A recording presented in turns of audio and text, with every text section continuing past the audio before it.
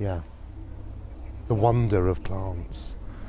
There's such a huge number of plants that we have not yet examined, that we haven't even discovered.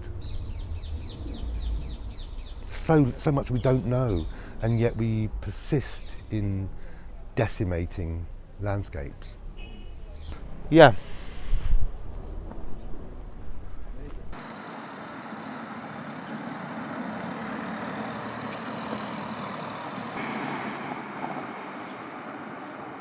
So this place has been going for over 30 years. It was started by local people. It was a derelict site for many years. It was, in fact, originally a Victorian terrace, just like the ones over there. Derelict for I don't know how many years it was left derelict, and members of the local community decided to get together and plant a garden. I remember hearing that somebody had decided to squat a piece of land, and I remember thinking at the time, wow, how odd. And then many years later, here I am working here. So this dome arrived in 2016, and we're using it as a cactus and succulent house. You know, one of the things you'll notice about this community garden is that we are not afraid to say that we need to make money. This is a new thing. If you think about community gardens back in the 70s, they were run by volunteers. There was no need to pay salaries in those days. We employ 19 people. That's a lot of people for a community garden, and I have to ensure that those wages get paid. So this is grown up community gardening. It's community gardening with a twist. And we are not ashamed to say that we sell things. Now, you can come here and not buy anything at all, but you can also come in and buy some plants.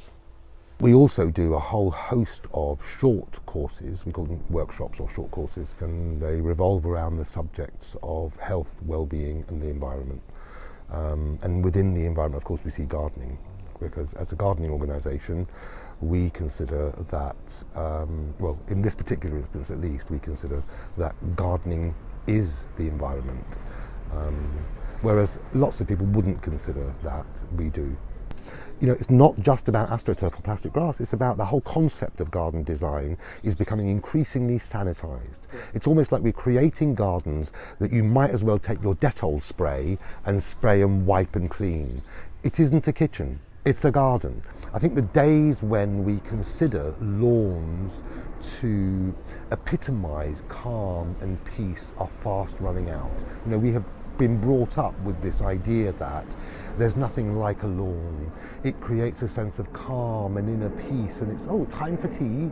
There's that historical landed gentry connotation to it. That mimicking of the rich is just gone. It's got to go. It doesn't work for us. When we talk about, one of the things that we teach here is urban gardening, London gardening, really, specifically London. And you know, in London gardens, they're tiny, they're shady, and everything has to earn its place. The day of the rose is gone. This concept of the aesthetic, is it okay?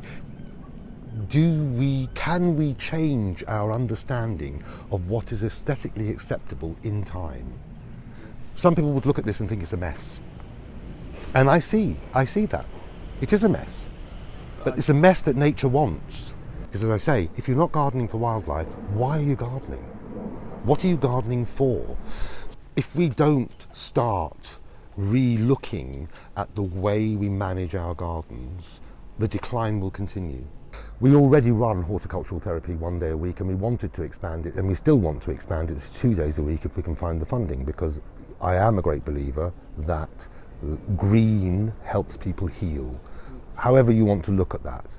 And there are lots of people that volunteer here who come for that very reason. If one were to examine the impact of this garden and the number of people that it reaches in many different ways, you know, it's better than a GP surgery.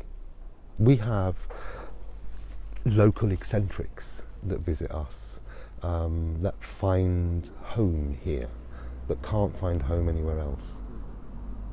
They fit, or at least they feel they fit. They feel comfortable being here. All the odds and sods of society.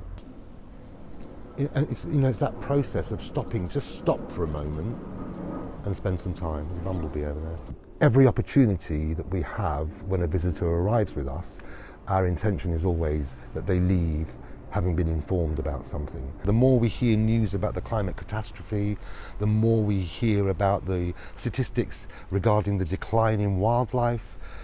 We gardeners are the custodians of the land, so we need to make decisions appropriately. And if we don't, we're in trouble. My mission here is to teach people that we need to and we can coexist.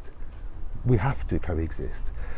Otherwise we will rid ourselves of all the interesting things that we could have. Hello. Amazing. Banana trees. Bananas. There's one over there flowering. Funny, in Yeah. England. In Nigeria they grow everywhere. Yeah.